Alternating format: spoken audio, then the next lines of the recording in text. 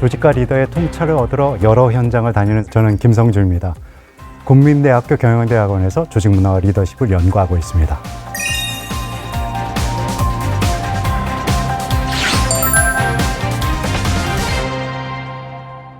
조직문화는 여러 가지로 정의할 수 있는데요. 쉽게 말해서 그 조직의 일하는 방식이라고 얘기할 수 있겠습니다.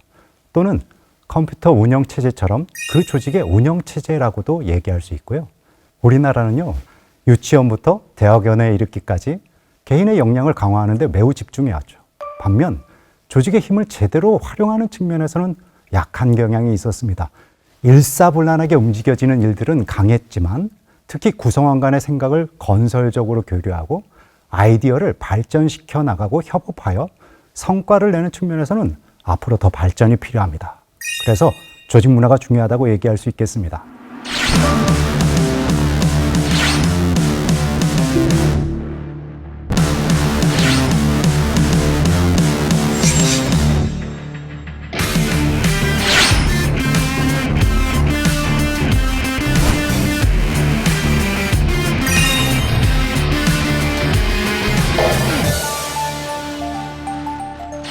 오늘은 세계 최대 컴퓨터 소프트웨어 기업 마이크로소프트에 대해서 이야기해 보려고 합니다. 마이크로소프트는 시대를 풍미했던 회사였지만 2000년대에 들어서 서서히 몰락의 조짐을 보이기 시작했습니다. 이는 이 회사의 주가에서도 알 수 있죠. 2000년부터 2015년까지 눈에 띄게 큰 하락세를 보이고 있죠. 특히 2009년 2월에는 마이너스 66%까지 기록했습니다. 지금까지 가장 떨어졌던 시기가 바로 이때죠. 마이크로소프트가 생존의 위협까지 느꼈던 이 시기를 잃어버린 15년이라고 부르기도 합니다. 그런데 2014년 15년도를 기점으로 마이크로소프트는 극적으로 위기의 골짜기에서 빠져나왔습니다. 도대체 어떻게 마이크로소프트는 위기를 극복하고 다시 성장 가도를 달리기 시작했을까요? 먼저 마이크로소프트의 최대 위기였던 이 시기, 이 잃어버린 15년 동안 도대체 무슨 일이 있었던 건지 한번 알아보시죠. 마이크로소프트는 90년대 말까지 윈도우와 MS 오피스 등 사무용 소프트웨어를 새로 내놓으면서 매년 두 자릿수의 고성장을 기록했습니다. 하지만 2000년대부터는 IT 산업계의 지형이 사뭇 달라지기 시작하죠. 애플과 구글이 주도한 모바일 혁명으로 스마트폰과 태블릿의 매출이 증가하며 마이크로소프트의 자금 공급원인 PC 출하량의 상승세가 꺾이기 시작합니다. 모바일 시장에서 윈도우는 안드로이드와 iOS에 밀렸고 클라우드 중심으로 재편되던 IT 시장 트렌드도 따라가지 못했죠. 그러다 보니 윈도우와 익스플로러로 공관성을 쌓은 마이크로소프트의 영업이익도 함께 꺾였고 2000년대 후반부터는 대침체기를 맞게 되었습니다. 마이크로소프트의 쇠퇴는 단순히 시장의 변화 때문만은 아니었습니다. 전문가들은 이 원인을 제품 혁신에 실패했기 때문이라고 분석하기도 했습니다. 저는 이 당시 마이크로소프트의 오피스 프로그램을 쓰면서 너무나 이해 안 될 때가 있었습니다. 2000년부터 2010년대 초반까지만 하더라도 파워포인트와 워드 그리고 엑셀 프로그램들이 서로 호환이 되지 않는 경우가 많았거든요. 워드에서 도형을 하나 만들었다고 예를 들어보죠. 그 도형을 복사 붙이기로 해서 파워포인트에 갖다 놓으면 아니 그대로 도형으로 인식해야 하는데 그냥 이미지로 인식되는 겁니다. 그래서 도형의 모양이나 크기를 수정할 수 없었죠. 같은 마이크로소프트의 프로그램들인데도 서로 인식도 안 되고 호환도 안 되는 것이죠. 저는 이런 일을 겪을 때마다 이게 기술적으로 어쩔 수 없는 문제인 건가 싶었죠. 그런데 사실 이건 기술적인 문제는 아니었던 것 같습니다. 근본적인 문제는 마이크로소프트 조직 내부에 있었습니다. 도대체 마이크로소프트 조직에는 무슨 문제가 있었던 것일까요? 2011년에 발표된 한 만평을 통해서 그 이유를 알아보도록 하겠습니다.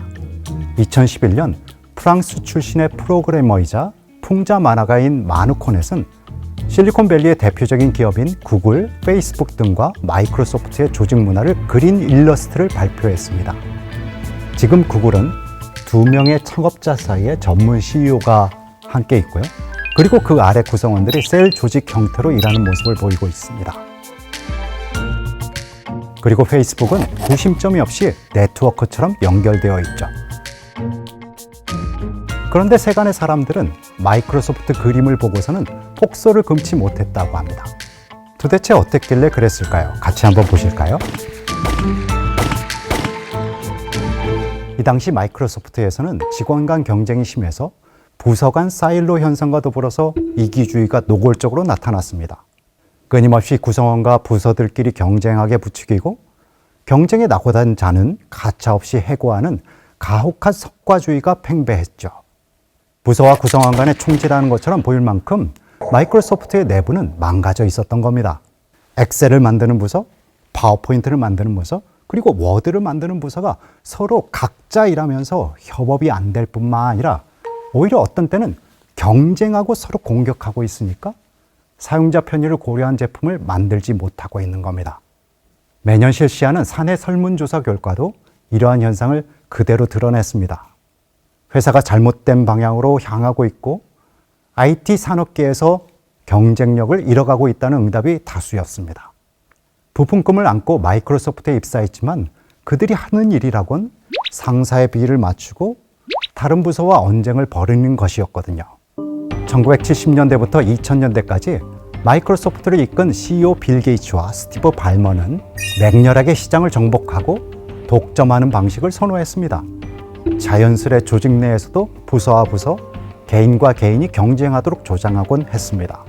1970년대부터 2000년대까지는 마이크로소프트가 시장을 독점하고 있는 상황이다 보니 이런 경영 스타일이 가능할 수 있었던 것 같습니다.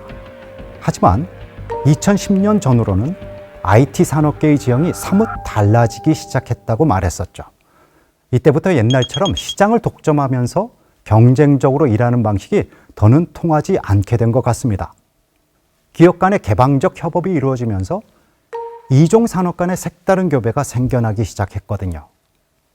기존의 마이크로소프트가 일하는 방식인 경쟁, 전투, 승부, 정복, 독점으로는 생존을 담보하기가 어려워졌고요. 연대와 협력이 새로운 시대의 생존 방식이 된 겁니다.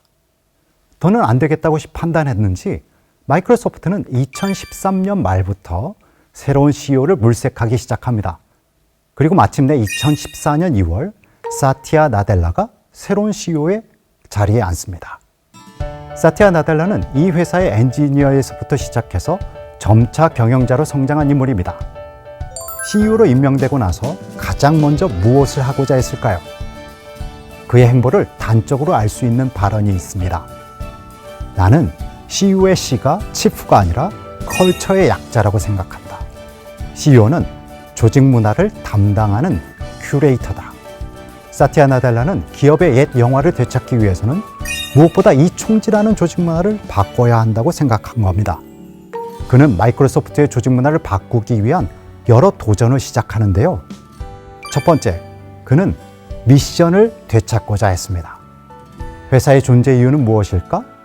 회사 구성원은 무엇을 위해 일하는가에 대한 질문을 던지고 우리는 다시 원천적으로 기업의 목표를 돌아봐야 한다고 한 것이죠. 두 번째, 사티아 나델라는 마이크로소프트가 생존하기 위해서는 시장에 있는 스타트업들과 개방적으로 협업해야 된다고 생각했습니다. 그는 협업을 위한 첫 스텝은 공감이라고 생각했습니다. 종질 문화가 팽배했던 과거에는 경영진의 소통 방식도 매우 시니컬하고 공격적이었습니다. 아이디어를 서로 건설적으로 발전시켜 가기보다는 어떻게 해서든 트집을 잡고 비난하기에 바빴습니다. 그래서 회사의 공감을 불러일으키기 위해서 자신을 포함한 주요 경영진들을 먼저 변화시키려고 했습니다. 모든 경영진이 비폭력 대화라는 책을 읽고 학습했습니다. 이 책에는 심리학자인 마셜 로젠버그가 고안한 대화법이 담겨 있습니다. 다른 사람을 평가하고 판단하려는 폭력적인 대화법이 아니라 연민이 우러나는 방식으로 다른 사람과 대화를 나누자는 거죠. 사티아 나델라가 CEO로 임명된 2014년부터 마이크로소프트는 잃어버린 15년이란 타이틀을 벗어내고 다시 성장 가도를 달리기 시작합니다. 실제로 마이크로소프트가 어떻게 변화했는지 미국 기업 평가 사이트 글래스도어 자료를 통해 분석해 봤습니다. 경영진에 대한 평가를 보시면 2010년부터 13년까지 경영진에 대한 평가가 2.7점으로 고만고만하다가 사티아 나델라가 부임한 2014년도에 2.9점, 그 다음에 계속 상승하는 모습을 보입니다. 조직 문화에 대한 평가는 어떻게 돼 있나요? 사티아 나델라가 이끌기 시작한 2014년 후부터는 계속해서 상승하고 2022년 기준으로 4.4점을 보이고 있습니다. 이렇게 경영진에 대한 평가와 조직 문화 평가가 좋아지면 실질적인 조직의 성과에는 어떤 영향을 미칠까요?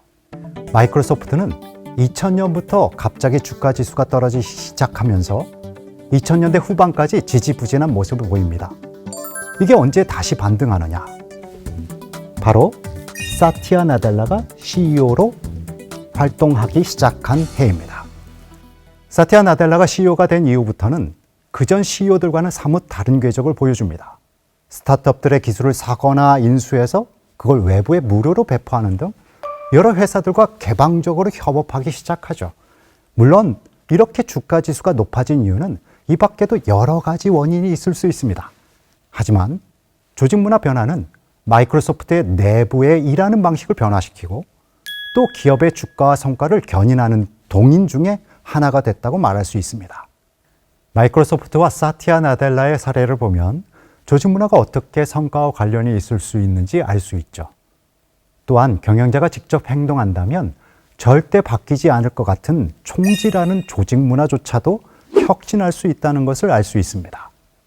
조직 문화의 리더의 역할이 그토록 중요한 이유라고 할 수 있겠습니다. 이 회사가 계속 발전하길 원한다면 훗날을 위해서 어떤 유산을 남겨놓을지 고민해 보셨으면 좋겠습니다. 오늘의 한 줄 리뷰는 조직 문화, 경영자의 행동이 먼저다로 하겠습니다.